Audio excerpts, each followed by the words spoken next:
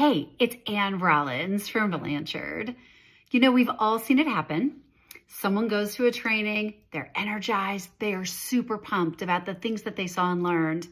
And then they're like, this is going to change everything I do. That's the vibe they leave the classroom with. And then guess what? Monday happens, the inbox explodes, meetings pile up, and suddenly they're not even given a moment to be able to think about what they just learned and the skills that they practiced and the tools that they were given. And let's be clear, that's not a learner problem. That is indeed a systems problem. Behavior change doesn't happen because someone sat through the most fantastic training in the world.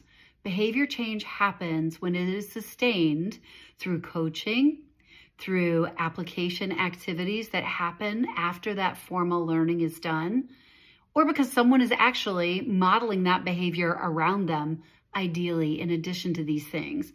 And if leaders don't show up differently, the training fades very, very quickly. And so does that ROI that every L&D professional and leader is chasing. So when leaders do model it, we get better feedback. When they receive better feedback about how they're showing up, people's synapses are firing. They're starting to think about what they learned in the context of the world around them. When they're able to apply that, then they're able to hold people accountable to a different standard and in a more productive way. So organizations are starting to realize something really important. Did people like the training is the wrong question entirely. The real question is behavior changing as a result? Did leaders show up differently after we made this incredible investment, not only in dollars, but in time and in mind share? Do teams feel the difference? Do teams see their leaders showing up in different ways? And did performance overall improve in the engagement of the people that report to these leaders?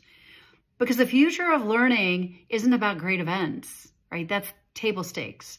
People will not engage if the experience is not going to energize them. It's about sustained behavior change back on the job. And it's about connecting development to the overarching way that people lead in organizations and driving better performance in the organization itself. And if it's not changing behavior, it's just content. And if there's one thing that I think we've all seen so much of, we are way past the point of needing more content. We passed that exit miles ago. I want you thinking about sustainment, reinforcement opportunities, any opportunity that allows your learners to be able to process and deal with and manage and experience and react to things that they've learned in their learning environment. Coaching wraps around to help that in beautiful ways. So do application labs and other really wonderful things that happen long after those first moments of learning. All right, I'd love to hear from you all below. What does it look like in your organization? And what are you experiencing? And how are you making learning turn into changed behavior?